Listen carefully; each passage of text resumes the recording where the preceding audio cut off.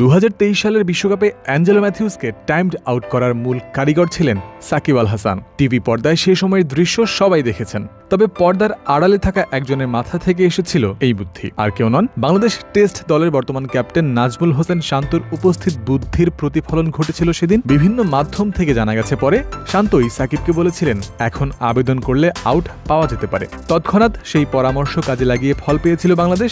যুদ্ধের রসদও জুটেছিল তাতে। 1 বছর 7 মাস 13 দিন আগে ওই ঘটনার শিকার হওয়া অ্যাঞ্জেলো ম্যাথিউস এই মুহূর্তে গলে নিজের শেষ ম্যাচ খেলছেন। নিঃসন্দেহে শ্রীলঙ্কান ক্রিকেটের কিংবদন্তি এই অলরাউন্ডার। সতীর্থ ও প্রতিপক্ষের থেকে প্রাপ্য সম্মানটা তিনি পাবেনই। শেষ বেলায় বাংলাদেশ দলও তাকে দিল যোগ্য মর্যাদা। নিজের শেষ টেস্টে যখন তিনি ব্যাটিং করতে নামছেন, তখন নাজমুল, শান্ত অ্যান্ড কোং দুদিকে সারিবদ্ধভাবে দাঁড়িয়ে ম্যাথিউসকে দিয়েছে গার্ড অফ অনার। প্রত্যেকে মাথার ক্যাপ খুলে জানিয়েছেন সম্মানও। এ ধরনের প্রচলিত রীতি সাধারণত দলের ক্যাপ্টেনের উদ্যোগেই হয়ে থাকে।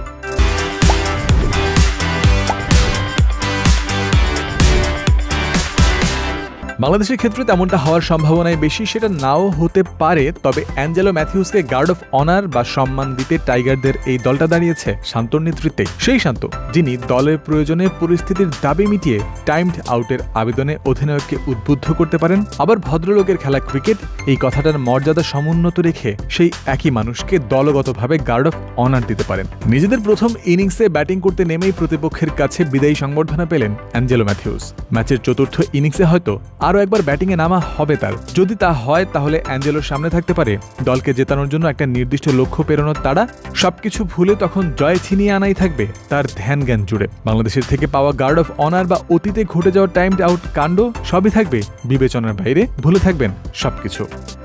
অবশ্য ওই টাইমড আউটের বিষয় মনে রাখেননি ম্যাথিউস। ওই ঘটনাটি অপ্রত্যাশিত হলেও বাংলাদেশের বিরুদ্ধে তার নেই কোনো অভিযোগ। গল টেস্ট শুরুর আগে প্রেস কনফারেন্সে এমন কথা পরিষ্কার করে ম্যাথিউস নিজেই জানিয়েছিলেন। জয়ন্ত বিন্দু, ক্রিক ফ্রেন্জি।